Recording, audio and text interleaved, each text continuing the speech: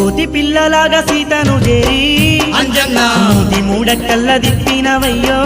అంజన్న నిన్ను చూసి సీత భయపడుతుంటే అంజన్న నిజ రూపము నీది చూపినవయ్యో అంజన్న రామయ్య మంచిగానే ఉన్నాడంటివా రంది వెట్టుకోకు నా తల్లి అంటివా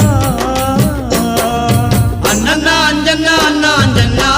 అంజన్న అంతెత్తు కొండల్లో వెలసి ఉన్నావా అంజన్న నింగి సుక్కల్లో జాబిల్లి తీరు అంజన్న అందంగా కొండ గట్టు నిలిసావా